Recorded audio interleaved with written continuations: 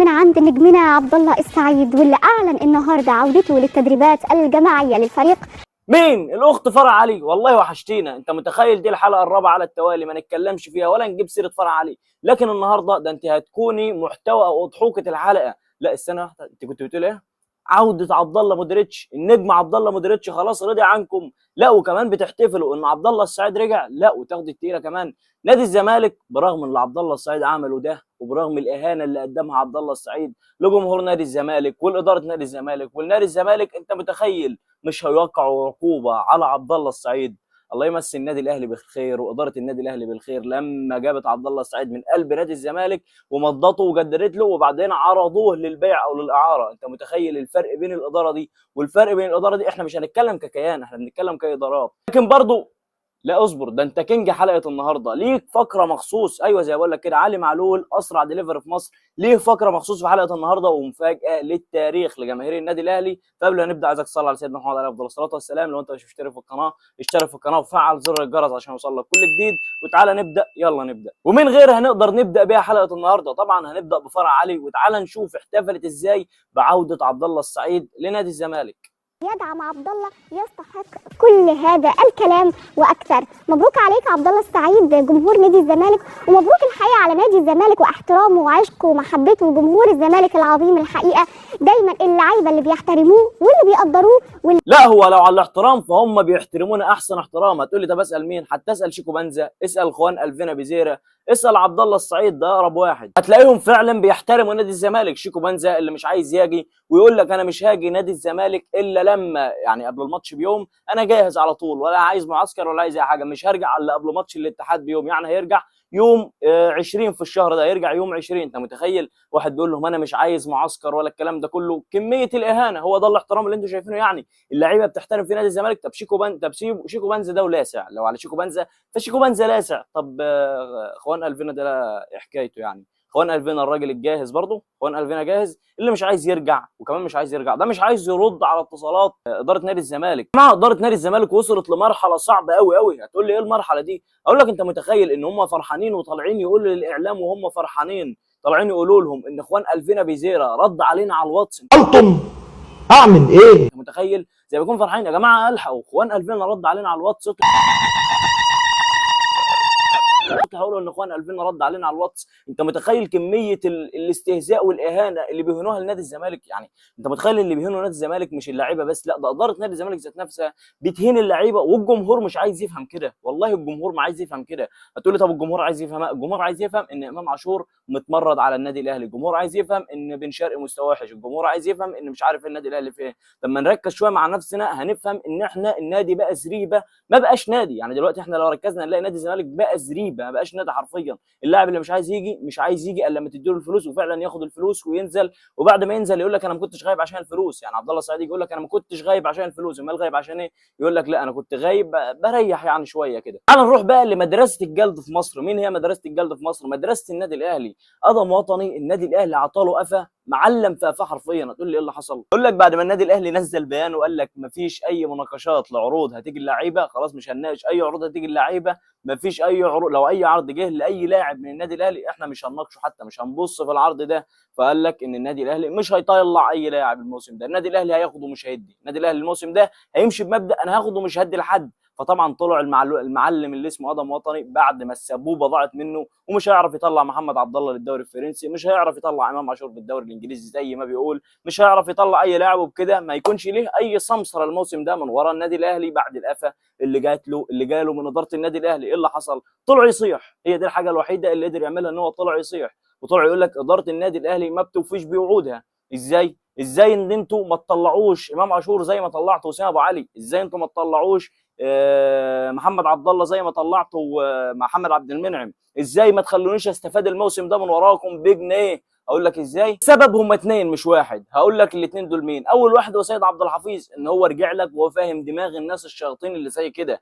ورجع له برضه ياسين بيه منصور اللي رجع لك برضه وقال لك انا مش هطلع اي لاعب، عايزين فلوس؟ لا النادي مليان فلوس، احنا مش هنطلع اي لاعب بره. فطبعا طلعوا يصيحوا وقال لك اداره النادي الاهلي ما بتوفيش بوعودها، وقالت ان اي لاعب زي امام عاشور او اي نجم هيجي وهيجي له عرض من الدوري الاوروبي او عرض من الخليج مثلا، العرض يكون سعره عالي، احنا هنبيع اللاعب. فقال لك انا جبت كذا عرض لاداره النادي الاهلي عشان امام عاشور ومحمد عبد الله، فاداره النادي الاهلي حتى ما بصتش في العرض وطلعت قالت لك ان ما فيش عروض جت للعيبه اصلا، وانا كنت بجيب عروض للعيبه. يا ابني انت دماغك دي هتيجي ايه جنب دماغ سيد عبد الحفيظ؟ اللي انا عايز افهمه بس، انت دماغ ادم وطني دي هتيجي ايه بس جنب دماغ سيد عبد الحفيظ؟ الموسم اللي فات كان خالد بيبو وكان محمد رمضان، كانت ناس على قد حالها طيبه مش فاهمه، لكن انت جالك واحد زي ده، لا ده ما بيرحمش حد، ده ما بيرحمش لعيبه النادي الاهلي ذات نفسها، لعيبه النادي الاهلي بتخاف منه. ما هي انت هتسد مع واحد زي سيد عبد الحفيظ؟ عمرك ما هتقدر تسد مع دماغ واحد زي ده. انا بقول لك ان النادي الاهلي على موعد مع حاوي جديد زي وليد سليمان. هتقول لي مين؟ هقول لك محمود صلاح. النادي الاهلي اتعاقد معاه. تقول لي ما انا عارف. هقول لك بس انت تعرف ان اللاعب ده ضحى بايه عشان يجي النادي الاهلي؟ انت متخيل؟ هتقول لي لا مش متخيل. هقول لك طب اسمع عشان تتخيل. محمود صلاح النهارده بيدي درس لكل لاعب بيحلم بحلم لازم يمسك فيه. ليه بقى؟ فوضات بين المحله وبين النادي الاهلي، وقف الاهلي مصر على 30 مليون جنيه، وكان مع ان برضه 30 مليون جنيه وحاطط سقف خلاص، زي ما حاطط سقف للعيبه 25 مليون جنيه، هي اولى حاطط سقف لاي لعيب مصري 30 مليون جنيه. المحله عاوز 40 مليون جنيه، نزلوا ل 35 مليون جنيه، اللاعب عقده مع النادي الاهلي 6 مليون جنيه في الموسم. اللاعب ضحى ب 5 مليون جنيه بالصفقه وهيكتفي بمليون جنيه واحد. انت شفت كميه التضحيات اللي ضحاها محمود صلاح علشان يجي النادي الاهلي؟ انت متخيل محمود صلاح الموسم الاول مع النادي الاهلي مش هياخد راتب غير مليون جنيه؟ يعني هو الراتب بتاع محمود صلاح مع النادي الاهلي في اول موسم ليه هيكون 6 مليون. اللاعب ضحى ب 5 مليون جنيه علشان يجي النادي الاهلي ومش هياخد غير بس مليون جنيه. دي بقى اللعيبه اللي ما تسالنيش ازاي دخلت قلوب النادي الاهلي، قلوب جماهير النادي الاهلي. هي خلاص الجماهير هتحبها من غير اي حاجه. انت متخيل لاعب جالك النادي الاهلي من غير ما ياخد جنيه او هياخد بس في اول موسم مليون جنيه؟ مفيش لاعب هيعملها. ده اللعيبه بتجيلك علشان تبقى عايزه فلوس، انت اللعيبه بتعارك معاك علشان عايزه 60 وعايزه 50 مليون. انت متخيل يجيلك لاعب انديه الدوري الاسباني وانديه الدوري الفرنسي كانت عايزاه؟ كان في فعلا جاي له عروض من الدوري الاسباني ورفض العروض ده ورفض العروض دي وفضل ان هو يجي النادي الاهلي. هتقول لي طب يلعب على مين؟ هقول لك ده يلعب على اي حد. والله محمود صلاح لو خد ثقه الحسين عموته لا يلعب على اي حد. انت بقول لك معاك جناح اوروبي بيلعب في مركز راس الحربه، جناح ايمن، جناح يمين، جناح شمال، بيلعب في كل مراكز الهجوم في النادي الاهلي. الصفقه دي يا جماعه بتفكرني بوليد سليمان، بتفكرني بحمدي فتحي، اللعيبه اللي كانت جت من نادي انبي، واللعيبه زي مثلا ما بيقول لك وليد سليمان عمل يعني تقريبا قطع شرايينه او مش عارف عمل ايه علشان ما رضيوش ان هو يجي النادي الاهلي، ما وقفوش على العرض بتاع النادي الاهلي فراح عمل كده. بيقول لك بقى محمود صلاح عمل ايه؟ محمود صلاح علشان اداره غزل المحله ما وافقتش، لما كل حاجه قال لهم هعتزل الكوره، يمشي النادي الاهلي يعتزل، مش عايز العب كوره خالص. فدي المواقف اللي ما تسالش جمهور النادي الاهلي بعد كده انتوا بتحبوا محمود صلاح ليه؟ وده لاعب جاي يبني تاريخ، واللاعب ده هيكون مستقبل النادي الاهلي ومستقبل برضه منتخب مصر. وباذن الله انا اللي بقول لك الكلام ده هينضم لمعسكر منتخب مصر الجاي لو لعب بس 5 ماتشات مع النادي الاهلي. اللاعب ده هيكون في معسكر منتخب مصر للموسم الجديد. وهنيجي بقى على احمد الطيب. احمد الطيب مش مبطل صياح من بعد الخطيب او من بعد القفا اللي عطاه له احمد شوبير. ده احمد شوبير عطالك قفا، الخطيب ماله ما اعرفش. طلع طبعا وقال لك بعد المسلسل اللي عايزه تعمله بنت محمود الخطيب، اللي هي كتبت مسلسل لحياه محمود الخطيب وعايزين يعملوا مسلسل في رمضان عن حياه محمود الخطيب وعن قصه محمود الخطيب وعن نجاحات محمود الخطيب مع النادي الاهلي ومع منتخب مصر. طبعا احمد الطيب يسكت؟ لا ما يسكتش طبعا. هو مش اسمه احمد الطيب، هو اسمه احمد الخبيث. الراجل ده عمري ما شفت اتنين بيحبوه، اتنين على بعض كده بيحبوا الراجل ده. الناس كلها بتكرهه حرفيا، حاجه كده بينه وبين ربنا، الناس كلها ما بتطيقهوش. ايه اللي حصل؟ طلع يتريق طبعا ويقول لك اللي كان طالع يتريق ويقول لك الوحيد اللي يمثل الدور بتاع محمود الخطيب ده هو علي ربيع، وده عشان علي ربيع ممثل كوميدي ومش عارفه بيتريق يعني، وعلي ربيع ممثل كبير لكن ده ممثل كوميدي، ماله ومال محمود الخطيب؟ فطبعا طلعوا يرد على الجماهير بعد ما هاجمته جماهير النادي الاهلي ترحمه، لا ما رحمتوش، طلعوا اتردت عليه في وقتها. طبعا طلع يرد يقول الناس المريضه اللي بتهاجمني علشان بقول علي ربيع زي ما انتم شايفين قدامكم كده، عشان بقول علي ربيع هو الممثل الوحيد اللي يقدر يمثل دور محمود الخطيب. انا بقول كده عشان هو كان لاعب كره قدم سابق في نادي طلائع الجيش، وبرضه فيه شبه كبير بينه وبين محمود الخطيب. يا جماهير النادي الاهلي نزلت فيك ضرب لحد ما خلتك جبت ورا على طول كده.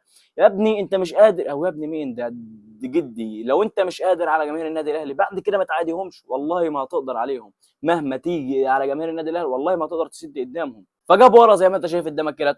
هتقول لي طب ايه المفاجاه اللي انت عاملها لنا بخصوص علي معلول؟ هقول لك اسمع من نفسك.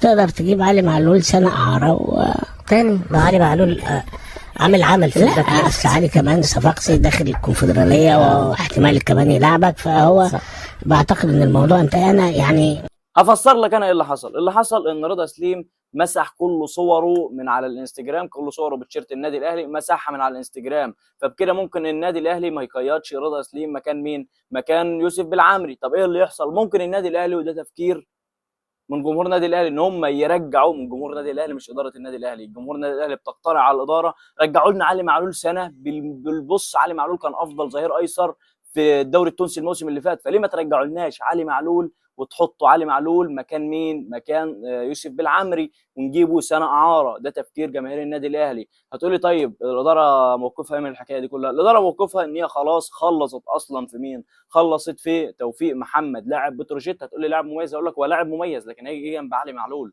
فان جماهير النادي الاهلي كانت عايزه علي معلول يرجع مكان يوسف بالعمري، وخصوصا ان في مشاكل بين اداره النادي الاهلي ومشاكل بين مين؟ بين رضا سليم.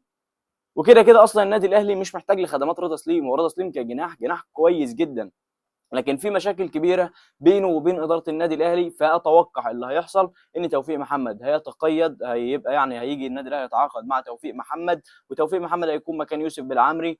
اما علي معلول فده صعب ان هو يجي، صعب ان اداره النادي الاهلي تجيبه. لو اداره النادي الاهلي كانت عايزه تجيبه كانت تجيبه خلاص مكان مين؟ مكان يوسف بالعمري بالاداء المميز اللي عامله مع نادي الصفاقسي. لكن اللي اداره النادي الاهلي هتعمله، اداره النادي الاهلي هتروح تجيب توفيق محمد، ومكان بقى الاجنبي الخامس ده اللي هيكون مكان يوسف بالعمري ممكن ما يرفعوش يوسف بالعمري، والنادي الاهلي اصلا مش محتاج لاي اجانب تاني. النادي الاهلي محتاج لدفاع بس، النادي الاهلي محتاج لقلب دفاع. تقول لي ليه النادي الاهلي محتاج لقلب دفاع؟ اقول لك النادي الاهلي النهارده خسر امام فريق اوروبا، الفريق الاسباني خسر قدامه 2-1. ده بسبب الدفاع يا جماعه. دفاع النادي الاهلي هيبقى شوربه الموسم الجاي. النادي الاهلي هتلاقيه كويس لكن دفاعه هيكون سيء. هقول لك ان النادي الاهلي خسر 2-1 امام فريق اوروبا، وخلاص النادي الاهلي كان هيفوز في الدقائق الاخيره، لكن اشرف بن شرقي ضيع الهدف الاخير. ومين تاني يعني؟ كده اشرف بن شرقي ضيع الهدف التعادل، ومنصف بكرار ضيع الهدف الفوز. يا حاجات بسيطه يعني كده. وبسبب حاجات بسيطه كان النادي الاهلي يقدر يفوز 3-2 على فريق اوروبا. لكن لسه بدري يعني، ده لسه يعني معسكر تحضيري. وشفنا طبعا المعلم اللي هو الحسين عموته، شفناه بيفوز ازاي في الماتشات اللي فاتت، فاز 4 ماتشات على التوالي، لكن ما جاتش على ماتش يعني، وممكن تكون هفوات دفاعيه. في الاول وفي الاخر هو ماتش ودي، ونتمنى للنادي الاهلي التوفيق قدام نادي برشلونه في مباراه تكون صعبه جدا جدا على النادي الاهلي. لازم اللعيبه ولازم الحسين عموته يامنوا بنفسهم ان هم يقدروا يفوزوا المباراه دي، لانها هتكون مباراه للتاريخ. لو النادي الاهلي فاز ان هو يروح اسبانيا، وفي قلب اسبانيا وفي قلب استاد الكامب نو، ان هو ياخد بطوله من جماهير نادي برشلونه ومن نادي برشلونه، فدي هتكون تتكتب للتاريخ ان النادي الاهلي قدر يفوز على برشلونه وقدر يفوز على نادي ريال مدريد. ولحد هنا تكون خلصت حلقتنا، ولكن حلقتنا لسه ما خلصتش. استناني باذن الله بكره في حلقه جديده. السلام عليكم.